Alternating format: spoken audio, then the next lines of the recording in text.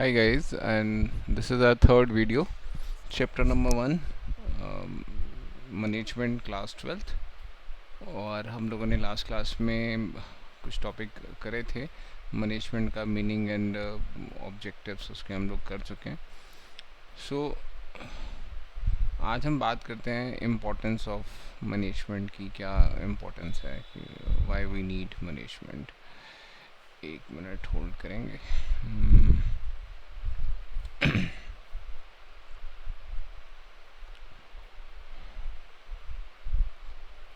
So start करते हैं importance of management. Actually क्या होता है मैनेजमेंट, फर्स्ट पॉइंट जो हमारे सामने मेंशन है, मैनेजमेंट ग्रुप गोल अचीव कराने में हेल्प करती है।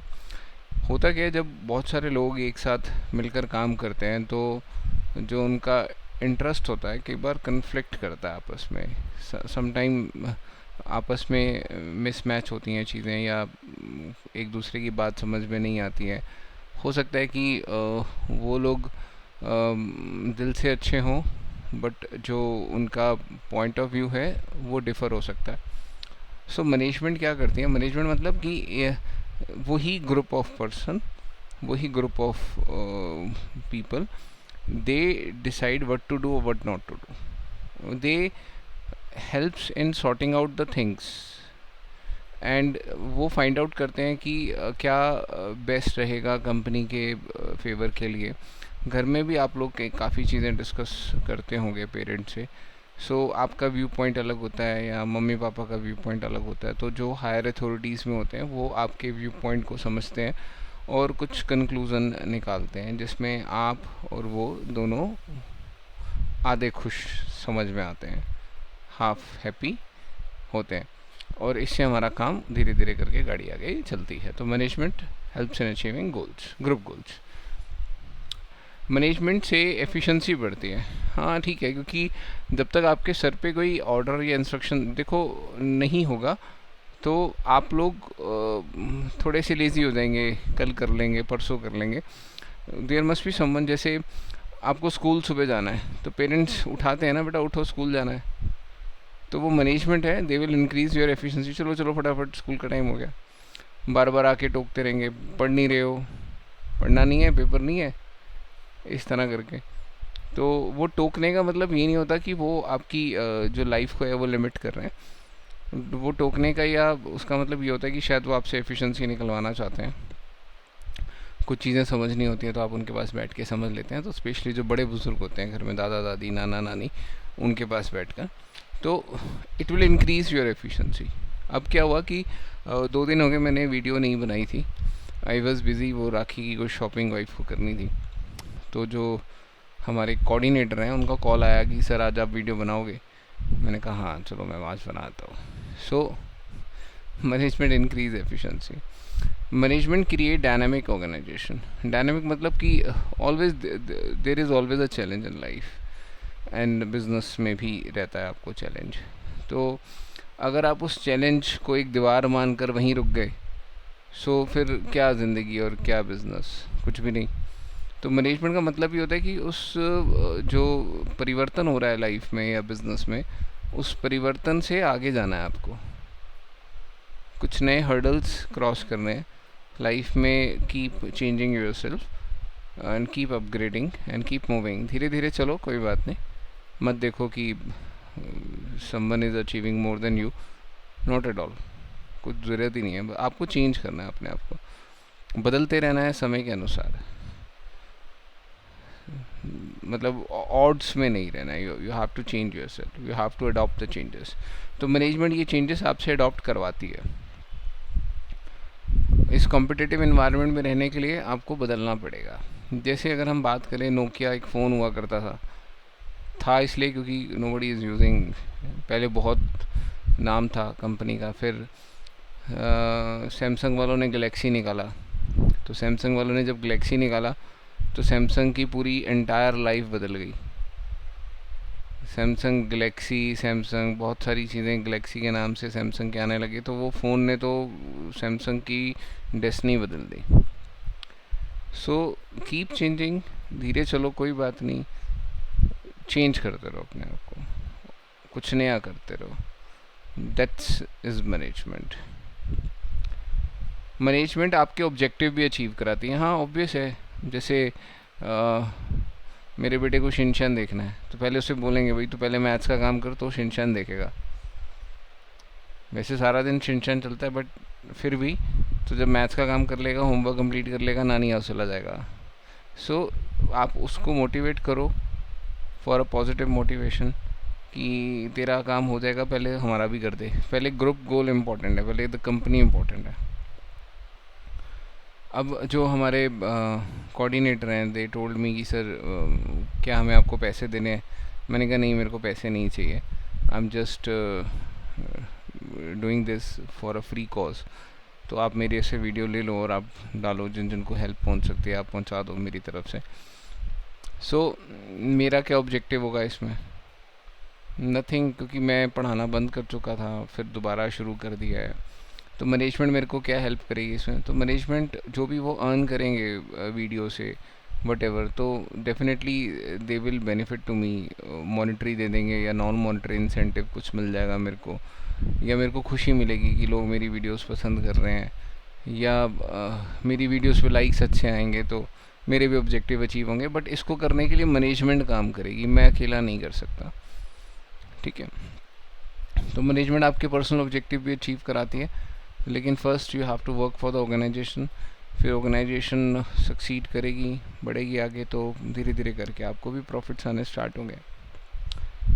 मैनेजमेंट सोसाइटी को डेवलप करती है। यस, देखो जो बिज़नेस होता है वो कुछ ना कुछ नई चीज़ें निकालता रहता है और आप उसको इस्तेमाल करते हैं उन चीज़ों को। जब आप उन चीज़ों को इस्तेमाल करते हैं तो आपकी लाइफ में चेंज आता है, कुछ अच्छा आता है चेंज, कुछ बेटर क्वालिटी प्रोडक्ट्स आप यूज़ करते हैं, कुछ फ़ोन यूज़ करते हैं, कुछ चीज़ें यूज़ करते हैं जो बिज़नेस हाउसेस निकालते हैं। पहले गाड़ियों में पंखे लगे होते थे, फिर एसी आ गए, फिर स्क्रीन लग गई, फिर ऊपर पता नहीं क्या क्या चेंजेस आ गए। तो आपकी लाइफ को और ईजी और आसान बना दिया गया उससे, और यू फील बेटर उससे।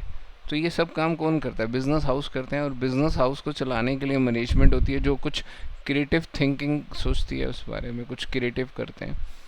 तो this is all for development of society, that is management. So management is an art, science, profession, will do it later. एक टॉपिक और है, वो आगे चलाता हूँ पहले मैं। levels we will do later. So we are talking about coordination. So what do you mean by coordination? Coordination मतलब balance. You have to create a balance. Balance मतलब उसका भी हित हो, हमारा भी हित हो, और हमारा बैलेंस में रहेगा। मतलब मेरा अकाउंट्स भी हो जाए, इको भी हो जाए, मेरे दोनों सब्जेक्ट बराबर चल रहे हैं, दैट इज़ बैलेंस। कोऑर्डिनेट करो ना चीज़ें, एक पे वज़न ज़्यादा एक पे कम नहीं। तो कोऑर्डिनेशन वो चीज़ है जो बांध के रखती है आपको। जैसे आपकी कहीं इंग्लिश की क्लास है, फिर उसके बाद कहीं मैथ्स की क्लास है, कहीं फिर आपने अकाउंट्स की क्लास कोऑर्डिनेट करी हुई है, तो आप सीधा अपनी इंग्लिश की क्लास में से निकलोगे, मैथ्स में जाओगे, फटाफट आपका सारा टाइम ना बंधा हुआ है। और वो एक ताकत है जो आपको तालमेल में बिठा के रखती है। नहीं बेटा कहाँ हो अभी? मम्मी मैं अभी इंग्लिश की क्लास में से निकला हूँ, अब मैथ्स में जा रहा हूँ, मैथ्स के बाद अकाउंट्स है, फिर मैं 8 बजे तक दोस्तों से घूम फिर के घर आ जाऊँगा। तो this is the point of coordination कि आपको बैलेंस करके चलनी है चीज़ें।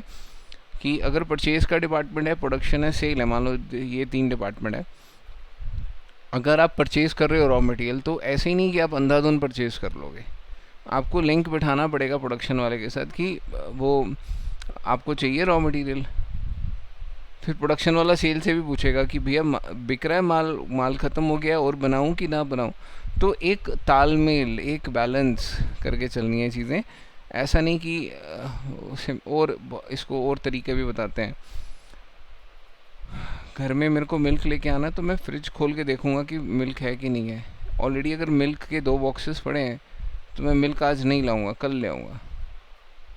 आज नहीं ला सकते हैं, बट अननेसेसरी मेरा फ्रिज भर जाएगा। अभी तो बच्चा भी घर पे नहीं है, कोई पी भी नहीं रहा दूध, कल ले आएंगे। तो तालमेल देख लेनी चाहिए चीज़ें हैं कि नहीं है। तो कोऑर्डिनेशन, ठीक है। सो कोऑर्डिनेशन कहाँ, कब और कैसे ज़रूरत होती है, आपको हर लेवल पे कोऑर्डिनेशन चाहिए। एवरी टाइम आपको अपनी चीज़ों को टाइमिंग सेट करनी पड़ती है। जैसे मैं I am a stock market expert, तो पढ़ाने के अलावा वो भी काम है मेरा।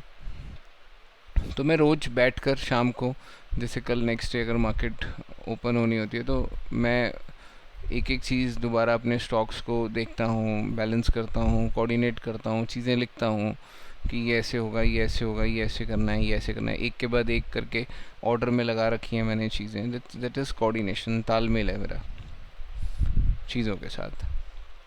नेक्स्ट, कोऑर्डिनेशन के फीचर्स क्या हैं? Coordination integrate group efforts. Integrate group efforts इसको कैसे समझा सकते हैं? हाँ, देखो, एक जस्ट इमेजिन कि एक बड़ी सी वॉल पेंटिंग है और वो थोड़ी सी टेढ़ी हो गई है और वो बहुत भारी है, और आपके दादाजी सामने बैठे हैं और आप दो जवान बच्चे हैं। दादाजी ने कहा, बेटा एक उधर से पकड़ो, एक उस कोने से पकड़ो और इस कोने से पकड़ो, इसको सीधा करना है, ठीक है, कोऑर्डिनेट करना है।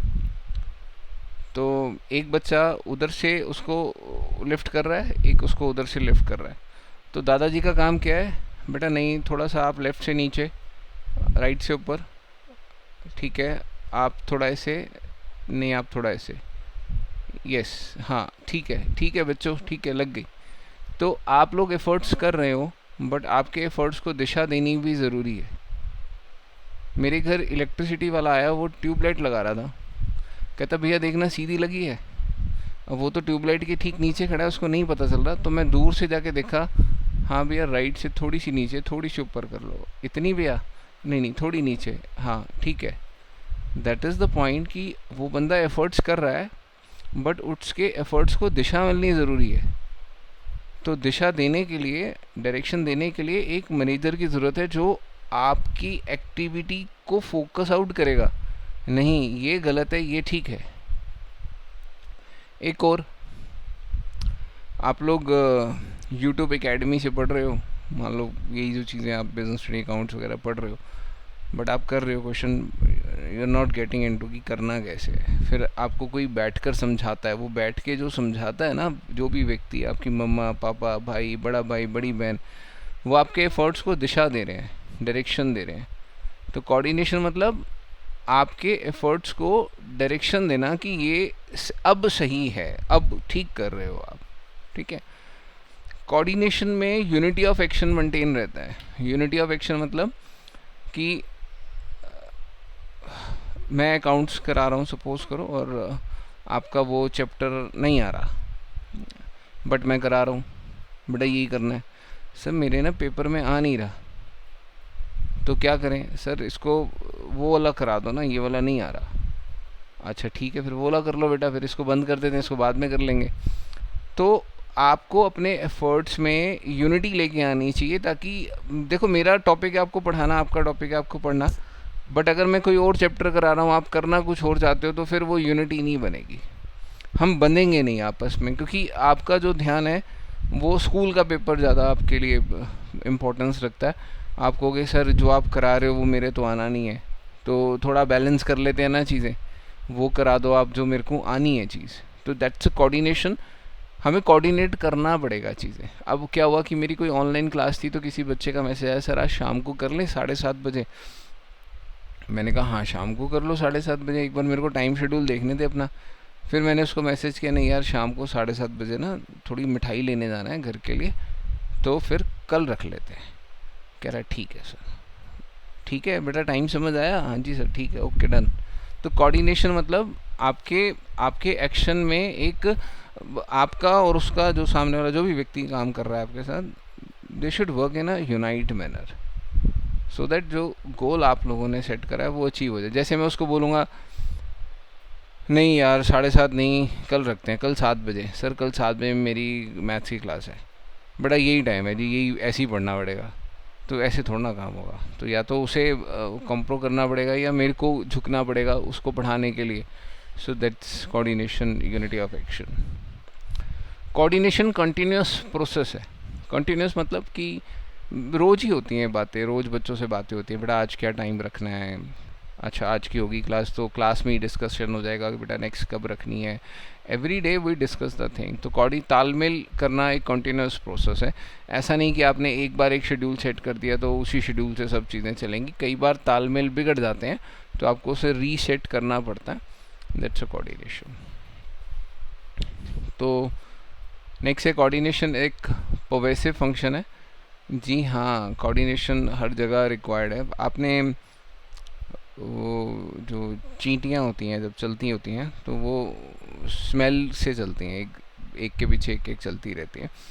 तो अगर आप उसमें कोई पेन की एक लकीर खींच दें तो वो एकदम से डाइवर्ट हो जाएंगी। उनका जो तालमेल बना हुआ था वो बिगड़ जाएगा।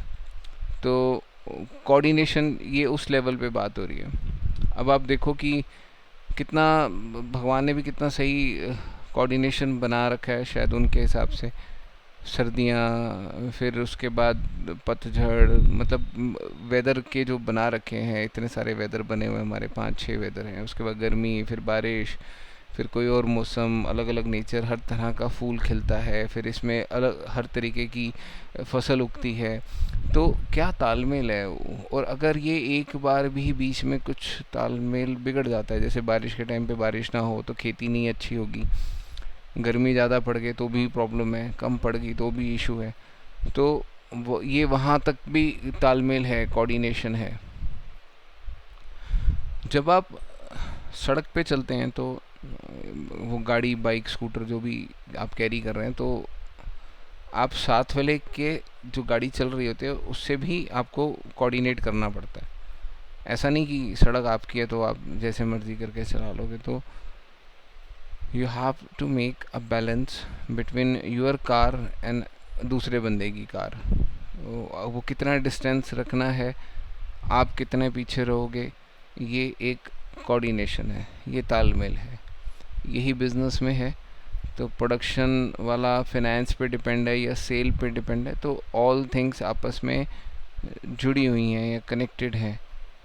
तो चाहे लेवल टॉप हो, मिडल हो, लोअर हो, मेरा घर हो या आपका घर हो, तो जितना भी काम है वो कोऑर्डिनेशन के साथ होना चाहिए, तालमेल होना चाहिए, बैलेंस करके होना चाहिए। ठीक है जी। आई होप आप लोगों को वीडियोस पसंद आ रही हैं। आज थोड़ी सांस चढ़ी हुई है, पता नहीं क्यों, सीढ़ियाँ चढ़ के आया हूँ तो ऐसा लग रहा है। Coordination is the responsibility of all manager. हुआ क्या कि एक ग्रुप है, ग्रुप के अंदर मान लो 5 या 6 बच्चे हैं। तो मैंने मैसेज लिखा, बेटा 7:30 क्लास है। एक का है कि सर 7:30 मैं तो नहीं आ सकती, आज मेरी कोई और क्लास है। एक ने कहा सर मैं भी नहीं आ सकता, मेरे को कहीं जाना है। बाकी 4 बच्चे कहते जी हम तैयार हैं। ठीक है, तो मैं क्या करूं, मेरे को तो 6 के 6 को पढ़ाना है। फिर मैंने कोई और टाइम मैसेज किया। अब उस टाइम पे बाकी किसी 3 बच्चों को दिक्कत है, पहले वाले 2 बच्चों को दिक्कत नहीं है। ओके, तो कन्फ्यूज़न हो गई यहाँ पे, क्योंकि सॉर्टेड बच्चे तो करेंगे नहीं, मेरे को ही करना पड़ेगा, मेरी ड्यूटी बनती है। सो मैंने कट किया उस टाइम को। मैंने कहा कल सबके सब 6 बजे मिलेंगे अपने प्रायर टाइमिंग पे, जैसे हम पहले मिलते थे। कोई नहीं आएगा तो उसका मिस होगा। और ये मत सोचना कि मैं तुम्हें वीडियो दे दूंगा, ये भी डरा भी रहा हूँ इस तरीके से कि वो आ जाएँ सबके सब क्लास में। तो ये मेरी जिम्मेदारी है उनको कोऑर्डिनेट करना, उनको ज़बरदस्ती कराना पड़ेगा हमें का। जैसे मेरा बेटे का नाम रणवीर है, तो खाना खा रहा है, तो खाना खाते खाते बच्चे कई बार उठ जाते हैं, टीवी चला लिया, इधर चले गए उधर चले गए। उसको फिर डांट के, रणवीर खाना खाओ बेटा, पहले ख़त्म करो खाना, उसके बाद पढ़ना भी है आपने, फिर टीवी नहीं देखने देंगे हम नहीं तो दिस इज़ द पॉइंट। तो कोऑर्डिनेशन जिम्मेदारी है हमारी, उसको तालमेल में करना या मैनेज करना या बैलेंस करना। क्योंकि जो सबॉर्डिनेट हैं उनको तो वो क्या चाहिए, एक मौका चाहिए कि हम उस जो बाउंडेशन दायरा है उससे बाहर निकल जाए। तो you have to make them कि उनको उठा के वापस उस टाइमिंग के अंदर लेकर आना है। That's coordination. Coordination deliberate function है, जानबूझकर करना पड़ता है। जैसे मैंने भी आपसे बोला कि मैंने जो क्लास शेड्यूल करी नेक्स्ट डे 6 बजे, मैंने जानबूझ के करी, भैया आना है इस क्लास में सबको, ऐसा मजाक नहीं है कि आज छुट्टी फिर कल छुट्टी, मैं कराऊंगा नहीं टॉपिक। अगर सीरियसली बच्चे रिस्पेक्ट करते हैं तो वो उस चीज़ को मानेंगे और उसके ऊपर अपने एफर्ट्स भी लगाएंगे। अब क्या होता है हमारे जिम में, जब जिम जाते हैं तो ट्रेनर है, ट्रेनर की एज हमसे कम या हमारे बराबर होती है, तो जानबूझ के वो हमें एक्सरसाइज कराता है और हम मान भी लेते हैं।